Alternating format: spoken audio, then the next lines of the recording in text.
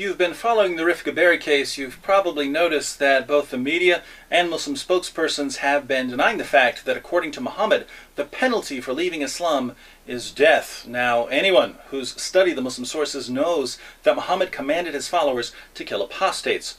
But don't take my word for this. Let me give you a quotation from one of Islam's most prominent 20th century scholars. Abul al-Maududi said this: "To everyone acquainted with Islamic law, it is no secret that according to Islam, the punishment for a Muslim who turns to kufr, or unbelief, is execution.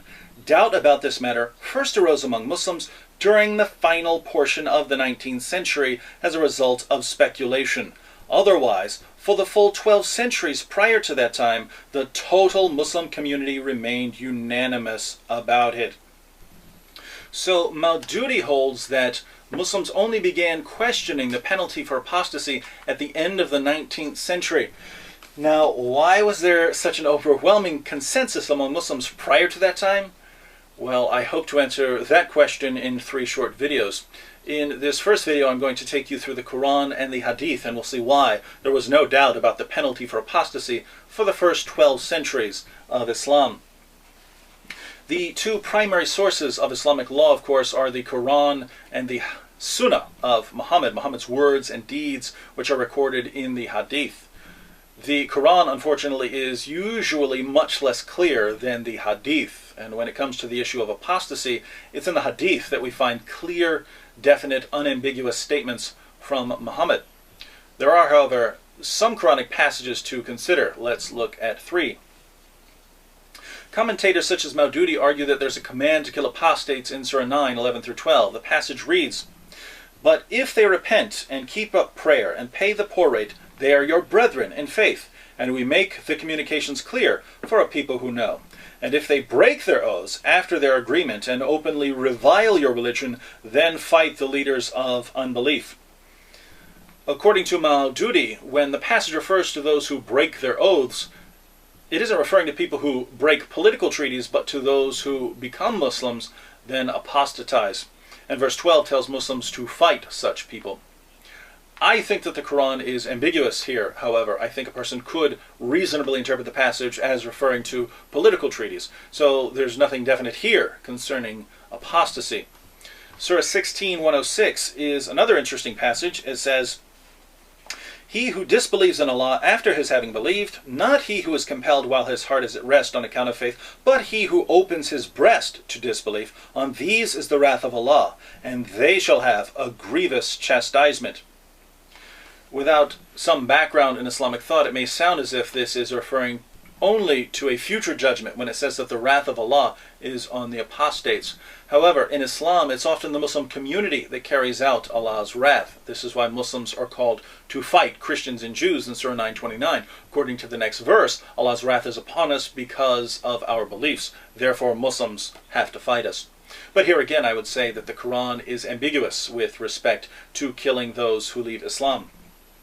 There are a couple of other passages we could consider here, but it seems to me that the clearest Quranic command to kill apostates is Surah 4:89, which reads, "They desire that you should disbelieve as they have disbelieved, so that you might be all alike. Therefore take not from among them friends until they fly their homes in Allah's way.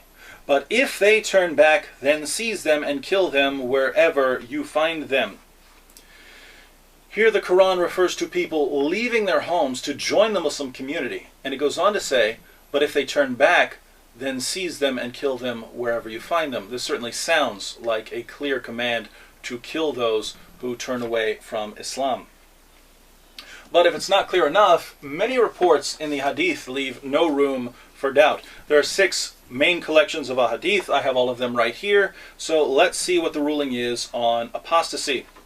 In Sahih al-Bukhari 69:22, Muhammad declares, "Whoever changed his Islamic religion, then kill him." It doesn't get much clearer than that. In 69:30, Muhammad says, "During the last days there will appear some young foolish people who will go out from their religion as an arrow goes out of the game. So wherever you find them, these people who will leave Islam, kill them, for whoever kills them shall have reward on the day of resurrection." So those who kill apostates will be rewarded by Allah. In 6923, Muhammad sends Abu Musa and Muad ibn Jubal to Yemen. When Muad arrives, he finds an apostate in chains, and here's what happened. Muad asked, "Who is this man?" Abu Musa said he was a Jew and became a Muslim and then reverted back to Judaism. Then Abu Musa requested Muad to sit down, but Muad said, "I will not sit down till he has been killed. This is the judgment of Allah and his messenger," and repeated it thrice. Then Abu Musa ordered that the man be killed, and he was killed. In 6921, we are specifically told that the penalty for apostasy applies to women as well. It says, Ibn Umar, Az-Zuri, and Ibrahim said, a female apostate who reverts from Islam should be killed. Let's look at another collection. Sahih Muslim, number 4154 reads, Allah's messenger stood up and said, "The blood of a Muslim who bears the testimony that there is no God but Allah, and I am his messenger, may be lawfully shed only in case of three persons: the one who abandons Islam and deserts the community, and the married adulterer, and life for life." So apostasy is one of three reasons given by Muhammad for killing someone who had become a Muslim. In Sunan Abu Dawud 4345 and 4346, we read about an apostate named Abdullah ibn Sar. Muhammad commanded his followers to kill Abdullah. Interestingly, his followers were more merciful than he was because they knew Abdullah and didn't want to kill him. So Muhammad let him live due to the intercession of his followers, but he was very angry with them for not killing the apostate as he had commanded. In 4347, Muhammad says, "When a slave runs away and reverts to polytheism, he may lawfully be killed." Turning to Sunan an-Nasai 4025, Muhammad once said to his followers, "After me there will be many calamities and much evil behavior. Whoever you see splitting away from the Jama'at or trying to create division among the Ummah of Muhammad, then kill him, for the hand of Allah is with the Jama'at, and Satan is with the one who splits away from the Ummah."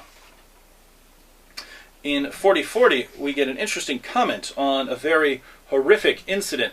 Muslim sources tell us about a group of apostates who apparently killed one of Muhammad's shepherds and drove away his camels. When Muhammad caught them, he burned out their eyes with hot pieces of metal, chopped off their hands and feet, left them in the sun to die. In Sunan an-Nasai, someone asked Muhammad's companion Anas, was the punishment for kufr or for sin? So were they tortured and killed because they left Islam, or because they killed the shepherd?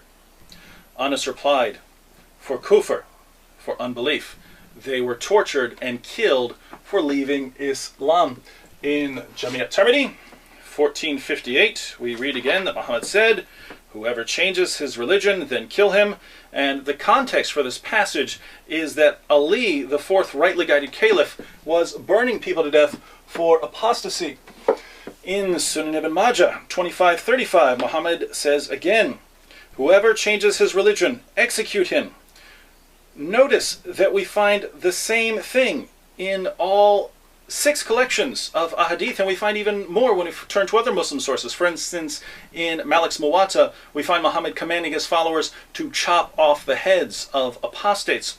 In Bayhaqi's collection of Hadith, we read, "A woman named Rahman apostatized. Then the Prophet ordered that it would be better that she be offered Islam again and then repent. Otherwise, she should be executed." Bayhaqi notes elsewhere that the woman refused to return to Islam and that she was therefore executed. Notice that this was a woman. Putting all of this together, there are passages in the Qur'an which, according to Muslim commentators, command Muslims to kill apostates, and Surah 489 seems very clear on this point. But the Hadith are beyond dispute. According to Muhammad himself, the penalty for apostasy is death. And we have reports of Muslims during Muhammad's lifetime executing people for leaving Islam. Now, this should be enough to settle the matter. But since Western Muslims are doing everything in their power to deceive us on this issue, we're going to consider more proof in our next video. Stay tuned.